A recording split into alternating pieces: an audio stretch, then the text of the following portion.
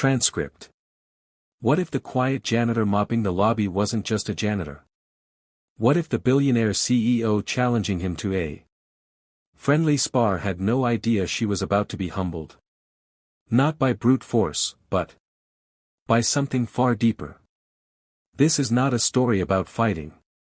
It's a story about character. And what happens when the strongest person in the room is the one who walks away?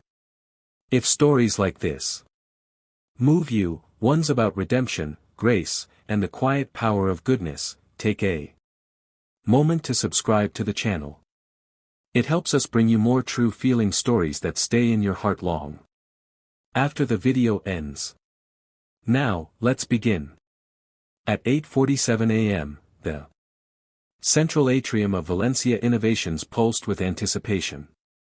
The sun poured through the glass ceiling, casting long beams across polished marble floors.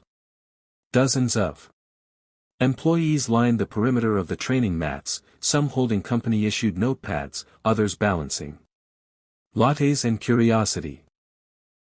The air buzzed, not from the buzz of tech chatter, but from the presence of their CEO. Lauren Kingsley stood barefoot at the center of the mat. Sleek black BJJ.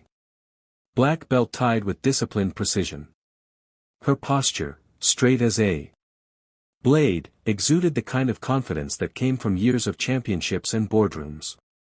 She paced calmly like a lion surveying its cage, not nervous, but commanding. Before we talk about quarterly goals, she announced with a grin, let's talk about something more important. Control. Laughter echoed gently. She had a reputation for being sharp on the mat. And in meetings. Brazilian Jiu-Jitsu isn't just about fighting, she said. It's about reading people. Pressure, timing, balance.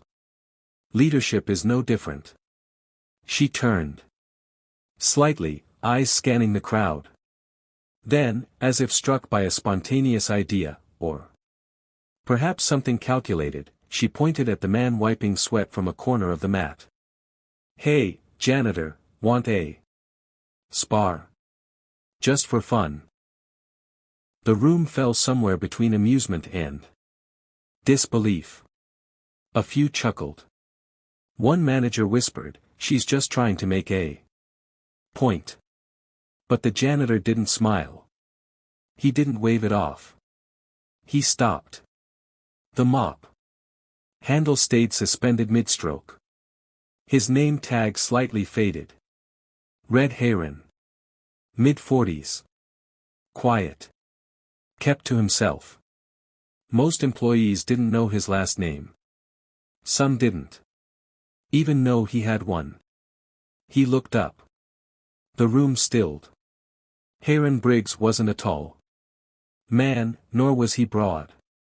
His gray polo shirt hung loose over his lean frame. His work boots squeaked slightly on the mat's edge, but there was something in the way he stood. Not confrontational, not proud, just steady. He looked around, then at Lauren and stepped onto the mat.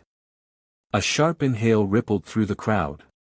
Lauren tilted her head, amused. Really? He nodded once. You said just for fun. The murmur in the room thickened. A few chuckles. A few phones lifted subtly to record. One intern whispered, this is going to be embarrassing.